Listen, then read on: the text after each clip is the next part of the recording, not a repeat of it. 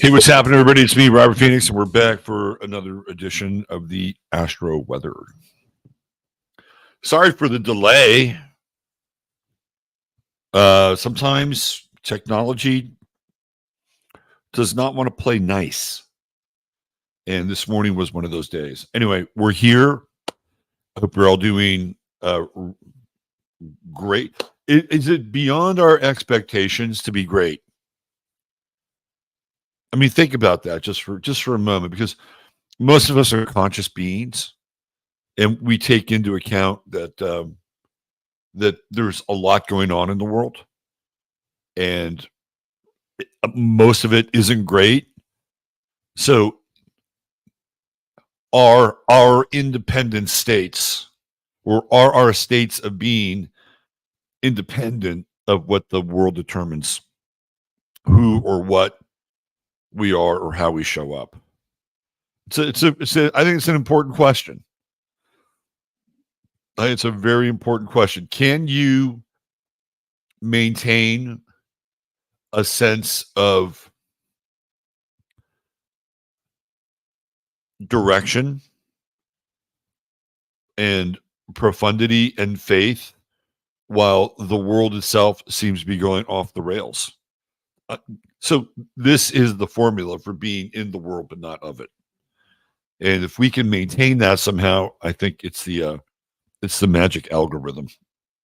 Anyway, again, I apologize for being on the late side.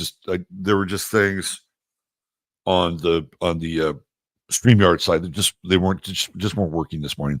Anyway, just a few quick shout outs, because I do love a few quick shout outs. One of the reasons why I do this at the beginning of the show, and I need to be very clear, right? I'm never going to stop talking about people that I like or care about, because number one, I think it's kind of cool. Number two, it lets me warm up a little bit, right? I mean, think of Pavarotti and being off stage or backstage, and going,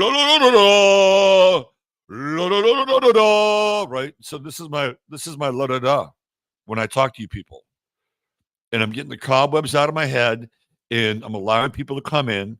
So there's a method to this. Now, does it have to go on for 20 minutes? No, it doesn't. So please, let's just end the debate about what I do at the beginning and how long I do it for, because I'm going to do it. I'm just not going to do it for 15 fucking minutes. Okay? So let's just put that to bed. And then we'll get to the thing, and we'll get to the thing faster, meatier, more, and then we'll come back at the end. It'll be like a burrito. Like a burrito. And right now, this is the tortilla, and it's getting wrapped. Anyway, Tom Jordan, Nora Rashid, Susie G, Kabuki Theater, Maya Rose, Scott Jerzik, Soul Traveler, the lovely and talented one, Lisa Ann White, Warlanda, Jackie Delario. You're all here, and bless your hearts. Bless your hearts for being here. And even though I saw her name earlier, I raised my cup to Warlanda. All right, let's get with it. Oh, okay, just a few announcements. See, it's 8:10, and I'm already doing the Astro Weather. Just a few announcements. If you look into the description of today's show, what are you going to find? You're going to find a link. You're going to find a link to sign up and get a virtual ticket for Saturday and Sunday at the event. So you get to be a part of the event all day. Saturday, that's me, Robert Phoenix, getting into the 2025 eclipse schedule. Mario Garza from Symbolic Studies and his beautiful presentation on Venus. It'll be great. The world premiere of I Sing the Woman Electric by Jock Doubleday. And on Sunday, Darlena Watson and her always scintillating breakdown of what's happening with human design. So all that is right there in the show notes. And the one price gets you access to both days. And Sunday is really just Darlena. But Saturday, it's the whole thing. right? So if you were a locals member, you got the discount. You got the $10 discount by being a locals member. And now, well, it's the regular Joe price. Not that you're regular Joes, you're irregular Joes, but you know what I mean. It's the general admission or the general public price. Um, what else? Oh, people have said, well, where do I find Robert on Rumble? Well, from here on out, the link to the Rumble page is also in the show notes. And I will also start to rearrange a few things on the homepage here on YouTube. So you'll know where to find me. You will know where to find me. If it's important, you'll know where to find me. Hey, happy eclipse, everybody. Is everybody having fun? Is everybody enjoying this wonderful, wonderful eclipse? Let's see what we got here. No, I don't want that. I don't want that. Up.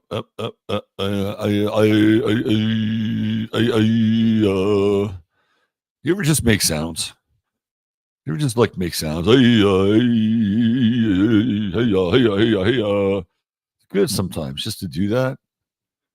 It's good to do that. Let's see. What do I want here? That's not what I want. I got to go back to what I want. What do you want? What do you want from life? What do you want from life?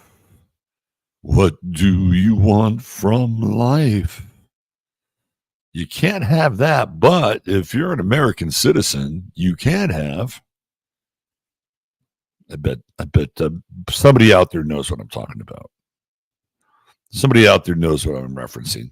There goes Robert and one of his obscure cultural references I know nothing about.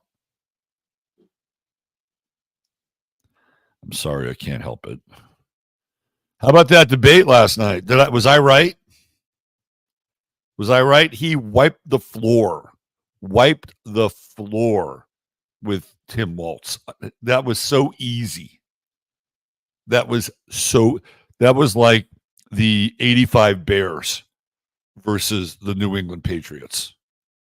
Like, what? 85 Bears? Who are they? I'm sorry. As the kids say in the well, they don't say it the same way anymore. You know, like if somebody would say, "I'm fucking with y'all."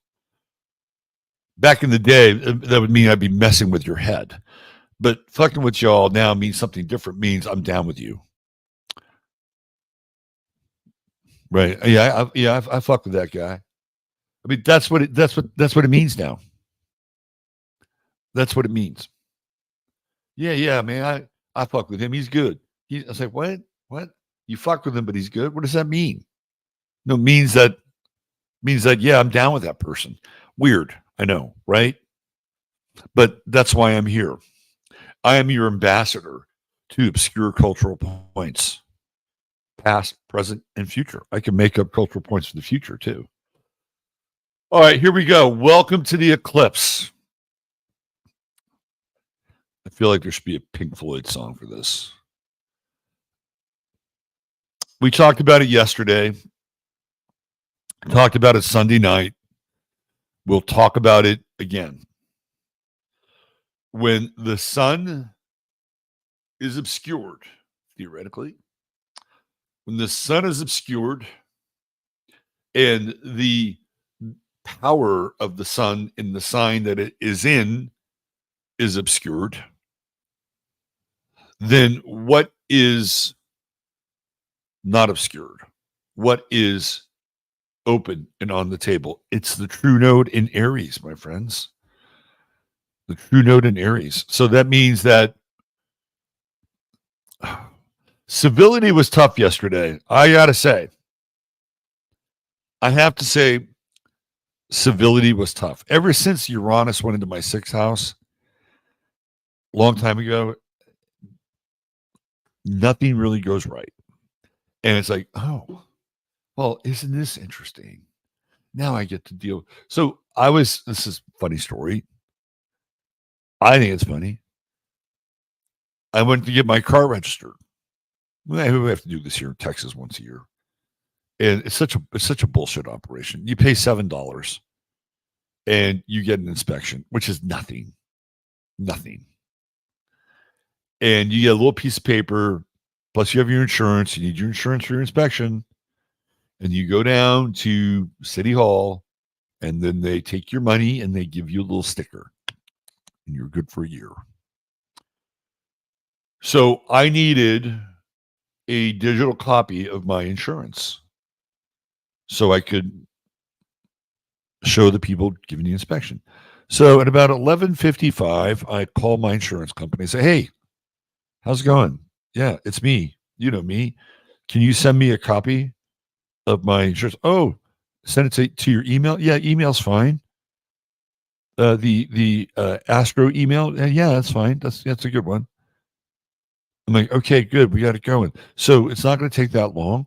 I'm going to drive down, and I'm going to go to the place, and I'm going to get it inspected. And I go there, and my insurance has not showed up. Well, at 12 noon, my insurance company goes to lunch for 90 minutes. Everybody.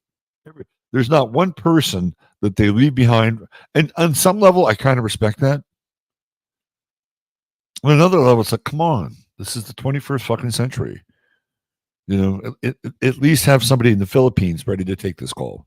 Anyway, so now I've got to wait 90 minutes. 90 minutes. And finally they get back. And I said I didn't get it. And I'm kind of hot. Like I was hot at this point because I had to wait 90 minutes and then go back down to this place, which I really don't like going back down to for reasons that I won't elaborate on. And here's the weird part. So my email address is Astro Phoenix. And then I have my email provider, Astro Phoenix. They thought that I was an Astros fan. So they added an S onto like Astros because I live in Texas. And if it's going to be Astro, it must be the Houston fucking Astros. So that's why it never got to me. And of course, they were apologizing and stepping all over each other. And I got my thing and got it done. Yesterday was like death by 1,000 paper cuts. The moral of the story here is that patience is at a bare minimum right now. And look, I got it easy. I'm dealing with just stupid bullshit. People in North Carolina, they don't have it easy. So I just have to remind myself that my life could be a hell of a lot worse than what's going on for other people. And by the way, our lives could get a hell of a lot worse just based on what's going on right now. This thing with the port is serious. And again, yesterday, now what's really weird about this dock worker strike in 1977, so it happened.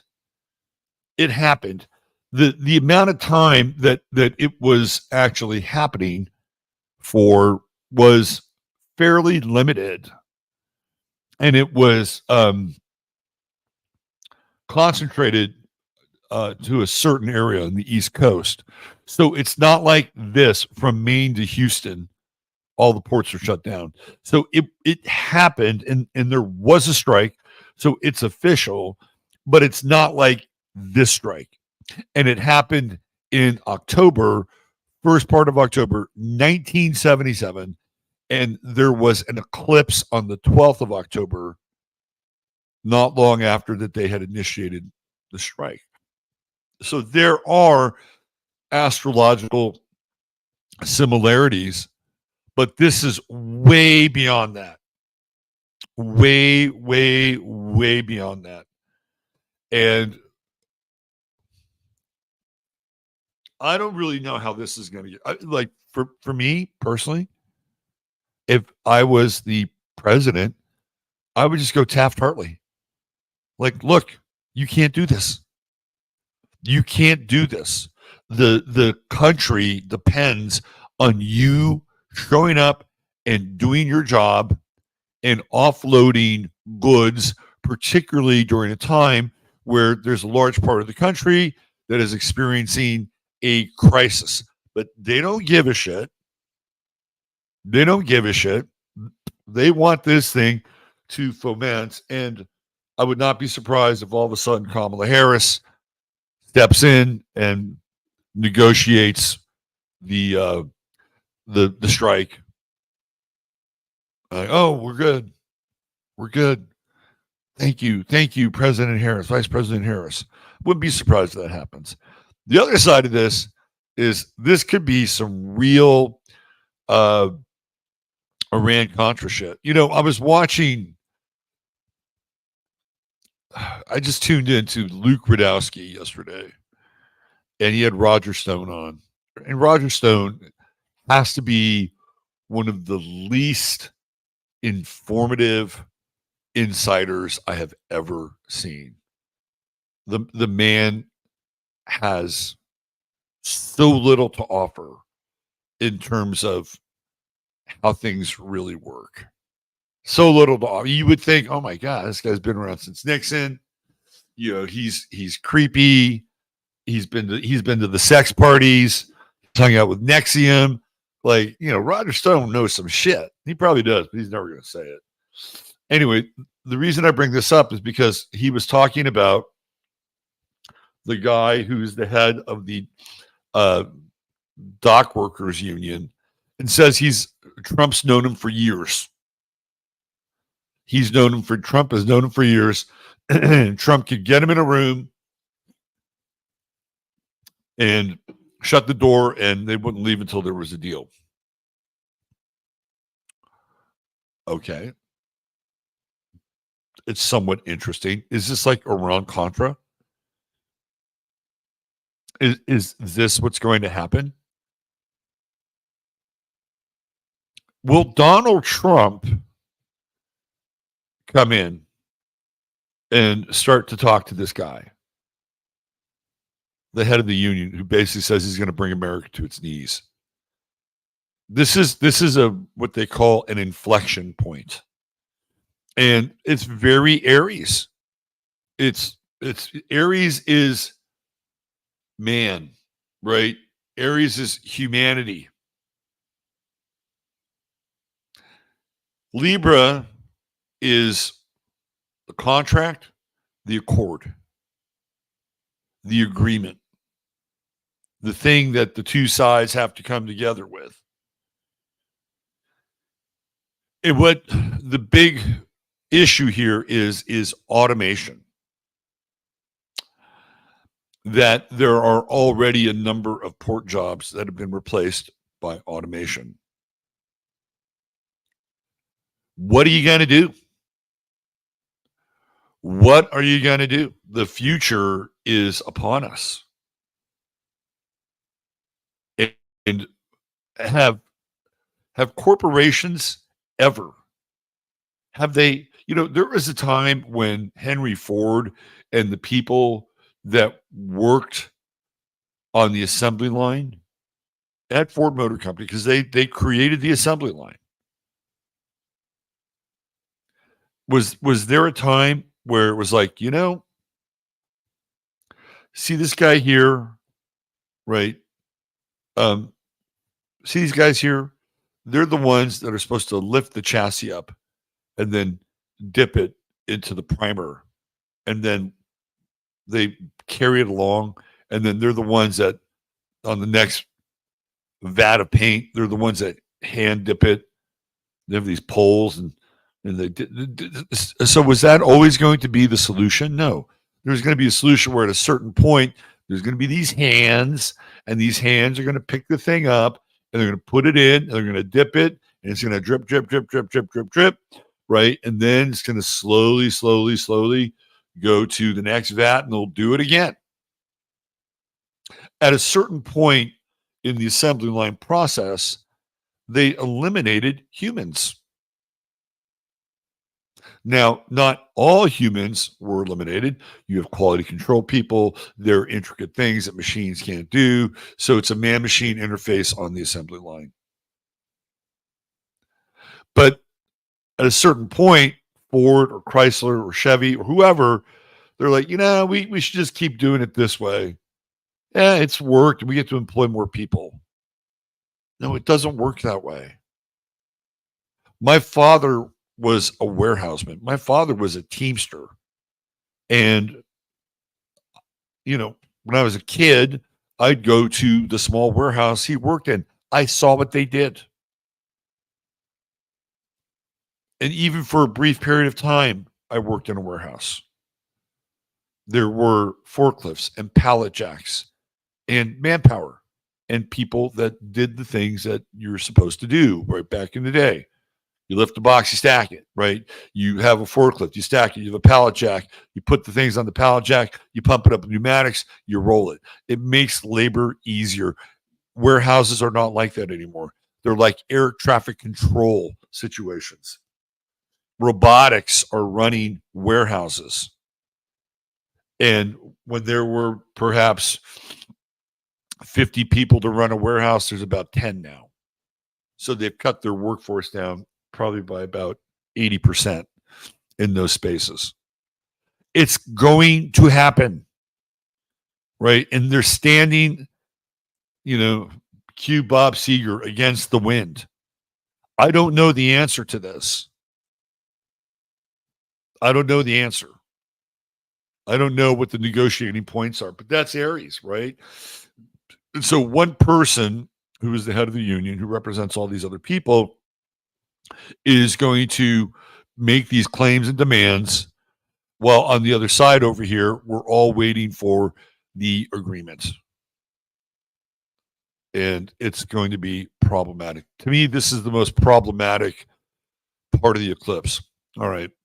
Taking up another level to the global stage, we're on the precipice of war in the Middle East. It's very hard to really track the geopolitical bullshit that's going on.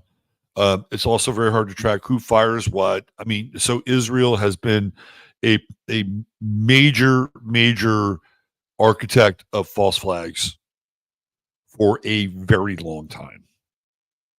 Very long time. So it would not be out of the realm of consideration that whatever you're witnessing vis-a-vis some kind of footage, you don't know. You don't know what you're watching. You really don't know what you're watching. It could be real. They could have hit Tel Aviv. It could also be fake AI. It could be instigated inside their own. You just don't know. I'm just bringing you the news here. You don't know. And yet what we'll get is the quote unquote prima facie evidence that something has happened, just like something happened on October 7th. This is war. The true note in Aries is war. Aries is war. It is the god of war. Let's be upfront here. Aries, Mars, god of war. Venus, Aphrodite, the goddess of peace.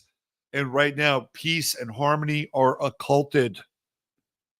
It's not on the table. This is what's on the table at every single level right now in our lives. And this is setting the tone until the next eclipse.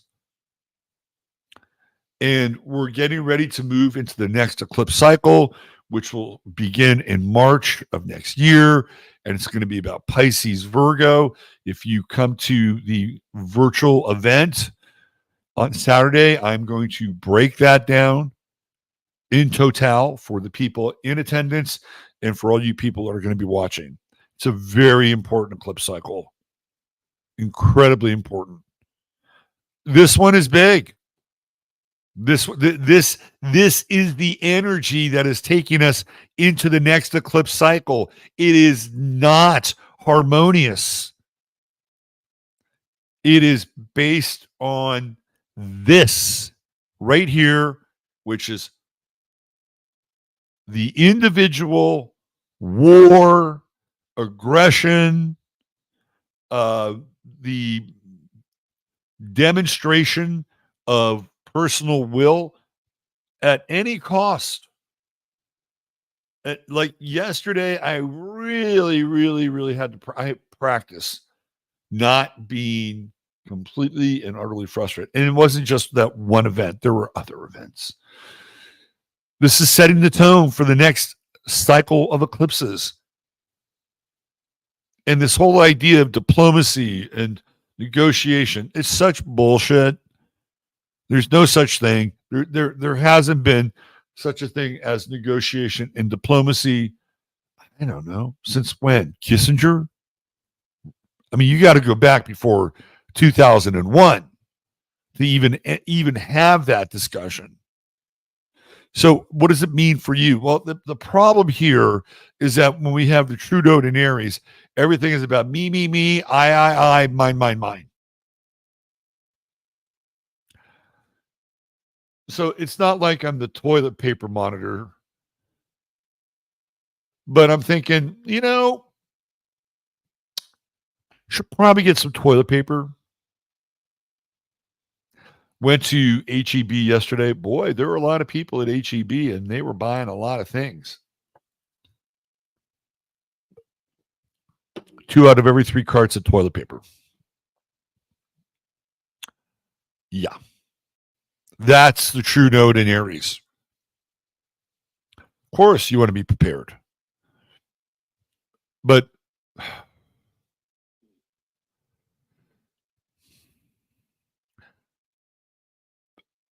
in this eclipse and with this eclipse cycle, what you begin to see, especially when we bring Mars into the conversation, because we have to, like Mars is in the conversation. It's every man and woman for themselves. Now, there's all this potential over here to say, hey, look, we'll share, we'll be copacetic. We'll find a way. Okay, I got 1 bottle of water. Tell you what, I'm gonna give you half my bottle of water. It's not like I have 2 bottles of water and I get my bottle and you get your bottle. Well, I got 1 bottle. Well, let's split it. I mean, this is what we're talking about, but that's not the way this eclipse. Like, you have to really, really understand that notion. I'll give you an example. So one time when I was a kid, I was playing football on the street. We did this all the time. And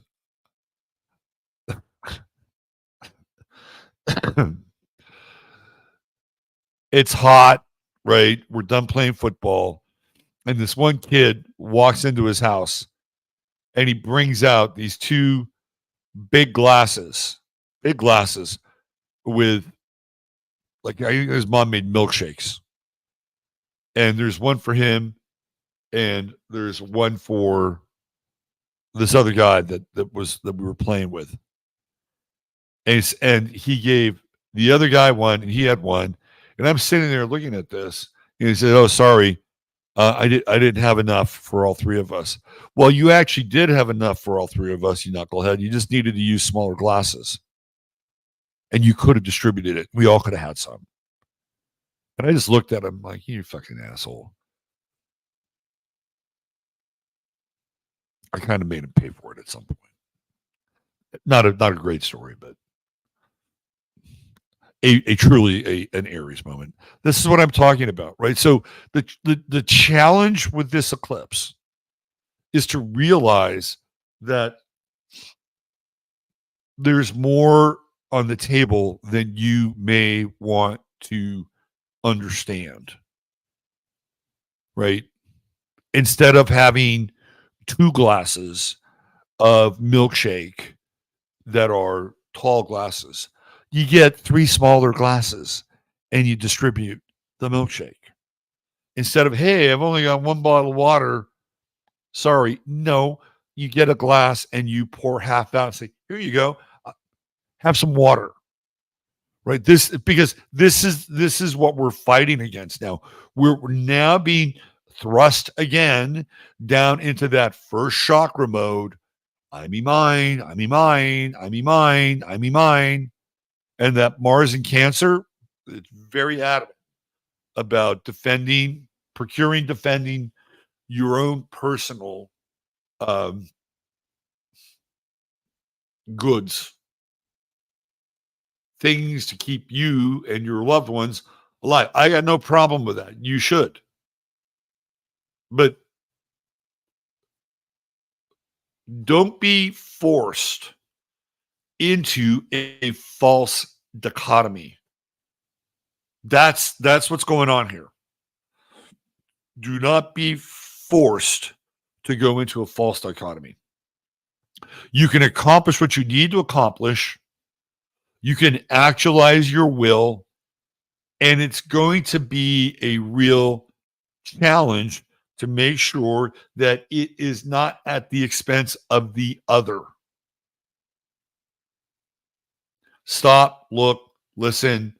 Oh, you know what? I have more. I have more than I understood.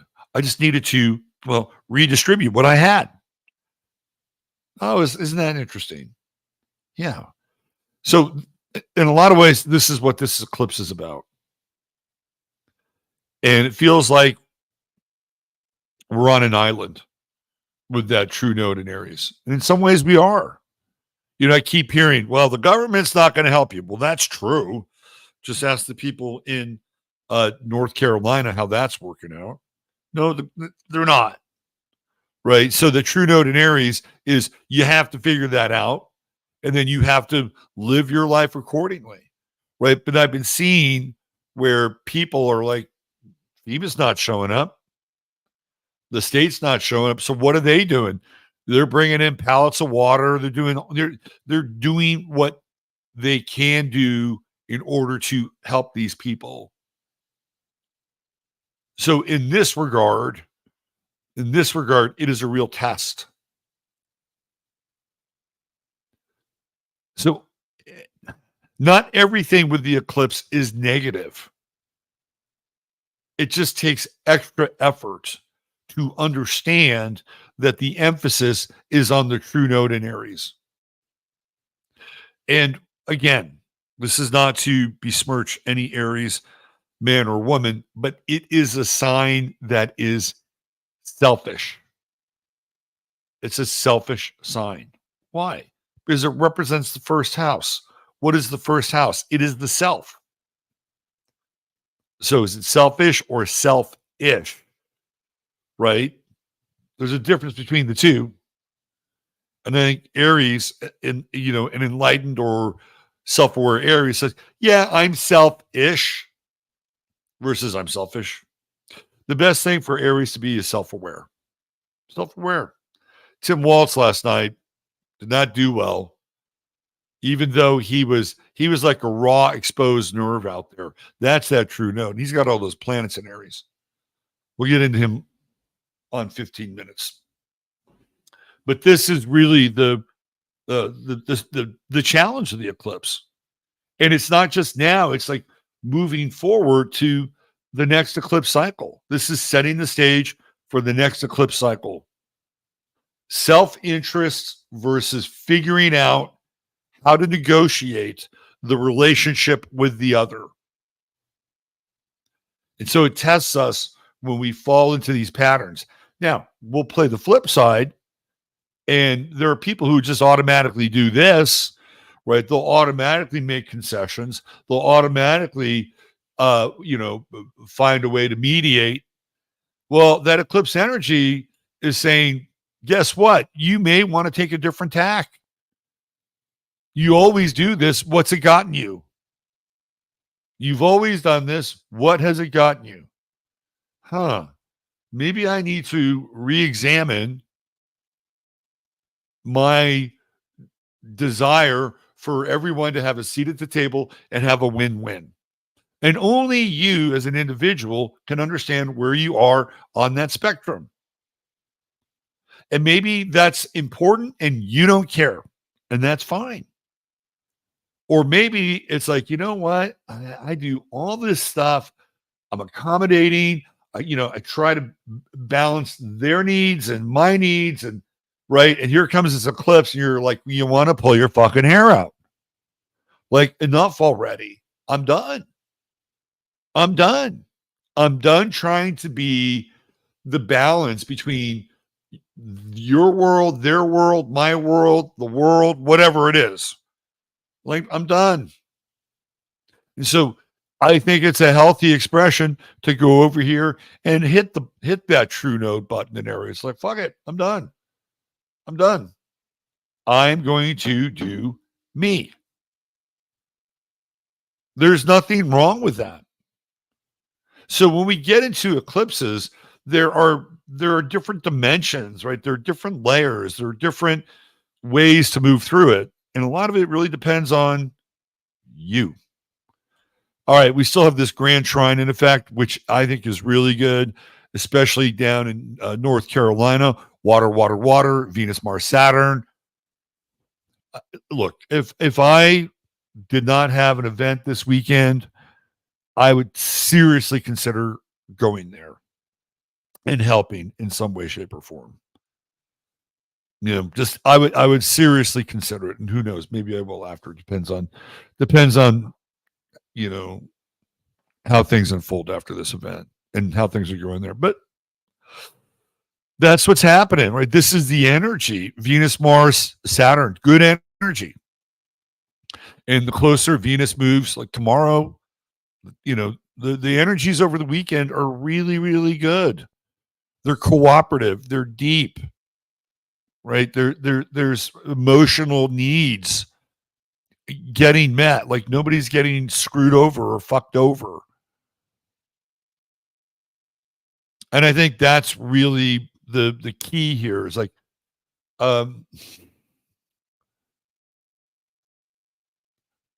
so last week I had Mo, my buddy Mo, on Friday, and he's always been a very private person.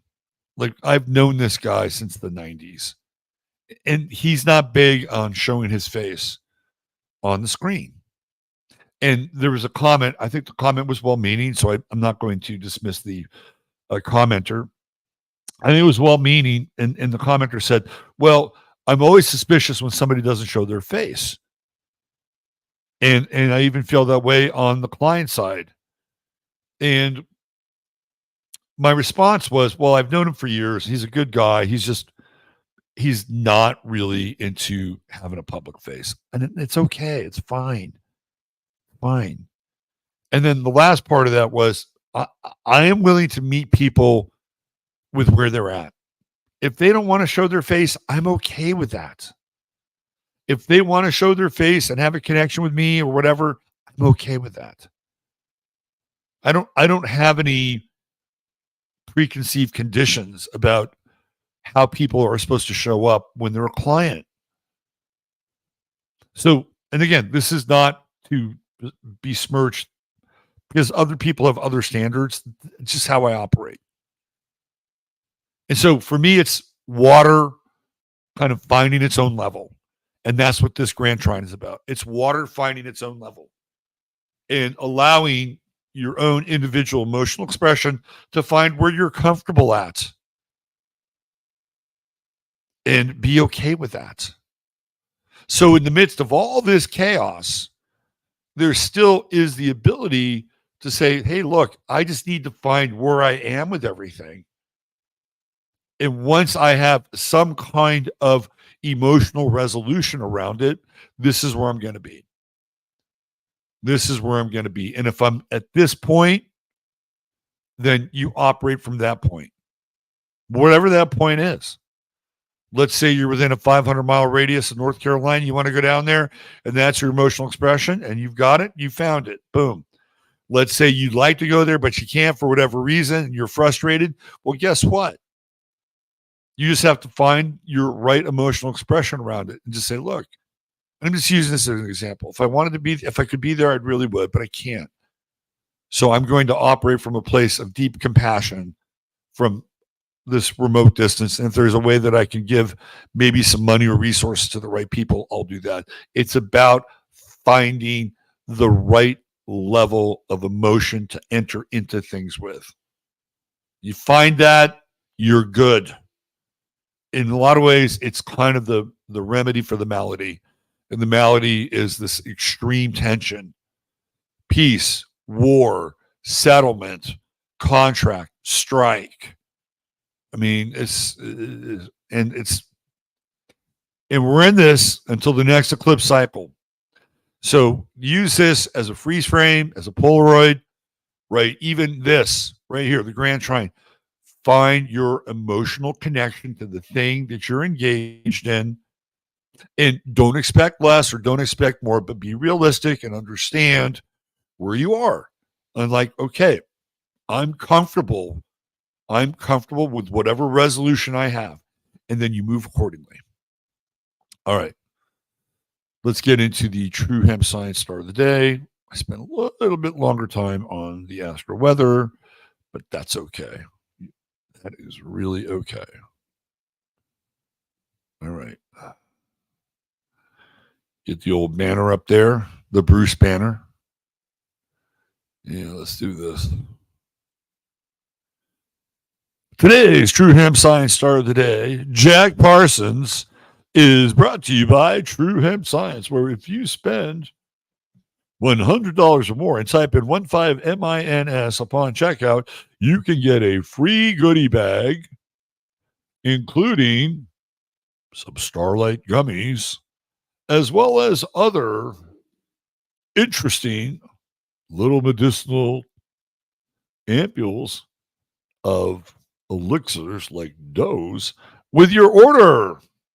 Anyway, 15MINS, get you a nice, sweet goodie bag with your order, $100 or more, and $150 or more, get you free shipping. There's always a 30-day money-back guarantee. TrueHempScience.com, your one-stop shop for all things CBD. How can I compress the life of Jack Parsons into 10 minutes? Good luck. For those of you who are not aware, Jack Parsons is widely regarded as either one of the great mages of the 20th century, an absolute crackpot, a weak man, an absolutely brilliant rocket scientist. He's probably all the above. So Jack Parsons was a rocket scientist. He worked at JPL Labs. What you're looking at here, more than likely, is one of the explosives or rocket engines that Jack Parsons was working on. He originally came to the attention of the U.S. Navy, and it was through L. Ron Hubbard, who was assigned to essentially spy on Jack Parsons, because the U.S. Navy knew that, well, we got somebody here who's a little bit different. And then Parsons and Hubbard become buddies. And the rest is kind of history. I think the movie The Master is loosely based on Hubbard and Parsons. Loosely based. To this day, I still think that there's a market for a Jack Parsons, L. Ron Hubbard movie, a period piece. So what do we know about Parsons? Well, he's a magus. He was the head of the OTO, Ordo Templi Orientis. This is a time when Aleister Crowley was still alive, and he was the head of the U.S. order of the OTO. And Crowley did not think highly of L. Ron Hubbard, and basically began to distance himself because they were taking license with the magical formulae that Crowley and the OTO and Thelema were working. So he's known mostly for what's called the Babylon working, which was a series of rituals between him and L. Ron Hubbard and Marjorie Parsons, which included sleep deprivation, a magical circle, incantation, flute music, cocaine, and sexual stimulation. And the idea was that for a period of time, Marjorie Parsons would be put into a hypnagogic state, And through that hypnagogic state, they would invoke a moonlet. That moonlet would be the known as the whore of Babylon, the lady in red. And I've talked about this before. I've looked at Jack Parsons' chart before, and that is the basic story behind. There's a lot more to Jack Parsons than just that. Eventually, he and Hubbard split and go their own separate ways. This is after one of the last versions of the Babylon working. And Parsons would die mysteriously in a chemical fire at JPL, Jet Propulsion Laboratory, which is where he was working at the time. So what do we know about Jack Parsons in his chart? He's got a lot of Pisces. Well, guess who's a Pisces? L. Ron Hubbard. So L. Ron Hubbard's sun is right here between Jack Parsons' moon and Chiron, which makes him a big part of Jack Parsons' life. Kicks into this grand trine, and you can see where Hubbard's influence takes place. So he's got the true node in Pisces, and this is a very different kind of application of Pisces. He's, for all intents and purposes, a mystic. And he's not a Benedictine, or he's not St. Francis. He's not a Franciscan. St. Francis was kind of a mystic. Maria Teresa of Avila was a mystic. He is not a mystic in the same regard. He uses drugs. He uses anything at his disposal so that he can achieve a magical fugue state. He has a bad temper as well. You can see that here. Mars and Scorpio, right? Dude's got a bad temper. Jupiter-Uranus conjunction. Rebellious. He's a rebellious fellow. Aquarius on the midheaven. And the ninth house represents beliefs, higher consciousness. He's not going to be your ordinary belief or higher consciousness guy. He's not. He's going to be different, right? I mean, that's the nature of Jupiter-Uranus. And especially in the conjunction. Down here, you got the Mars square to Uranus. Boom. Right there. So there's a story where he got really pissed off at L. Ron Hubbard for stealing his girlfriend. And not only his girlfriend, but there was this plan to buy a boat and sail the boat back and upgrade the boat and then sell the boat. L. Ron Hubbard never, ever, ever intended to bring the boat back. So they're living on the boat. They're sailing around. L. Ron Hubbard is, playing admiral, right? And Jack Parsons invokes a spell and uses a sigil. And it's a sigil against L. Ron Hubbard and his ex. And they're out at the ocean one day, and they go through this brutal storm, and the storm essentially breaks the boat, right? So you can see where Parsons is not a guy you'd want to cross, especially if he had a few magical tools at his disposal. You wouldn't want to cross him. He has Mercury in Scorpio as well. And again, that squares Uranus. He's a rule breaker. Jack Parsons is a rule breaker. And he doesn't, like when he talked about certain things, like his first girlfriend, then he cheats on her with her sister. In his mind, hey, man, I just gained a lot of power because I didn't give a fuck about what the sister thought about. I cast my morality aside. And by doing that, I became a bigger person because I did something that most people can't do or won't do. And so he got power from that. And that's how Jack Parsons operated. I also think he's a weak man. He was a weak man. Neptune square Mars, Neptune square Mercury. So I think there's a high degree of insecurity with Jack Parsons. So when he gets insecure, he whips out the magical bag of tricks, and he'll cast a spell or throw a sigil. I just think he was fundamentally a weak person. Women play a huge role in his life. There are at least 3 of them that are connected to him in Hubbard's story There's your moon in Pisces, grand trine here, moon, Neptune, Venus. So the application of his chart is primarily feminine, even though we have masculine on the midheaven and masculine on the ascendant. The application of his chart, grand trine, is feminine. Sun in the fifth house. So old Jack liked to have fun. He has Sun Jupiter trine, Sun Uranus trine, right? And so again, he's kind of flexing there. He's flexing, and he's flexing through this kind of higher order, because the ninth house is always a higher order. But in this regard, it's technology and magic. And so Jack Parsons is comfortable in both of those realms. And he's got a Sun Pluto square. And this is a guy you're not going to tell what to do. No matter if he's weak or not, Sun Pluto square, he'll become obsessed with something, for better or for worse. Now, the thing that's interesting about Parsons is the mysterious nature of his death. There was never any real corroboration that he actually died. There was a strange chemical fire at JPL, right? Gemini rising. It's a bit mysterious. Did he die? I think he died, but still, it's still mysterious. And with Gemini rising, Jack Parsons is, going to have at least two names. He's got his one name, which is Jack Parsons, and he's got his magical name. Right? In those worlds, you always have like your name, and then your magical name, and that's just one version of it.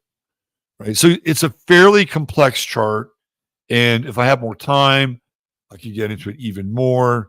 But I believe that what he did and what L. Ron Hubbard did in the Babylon working changed the culture of the West.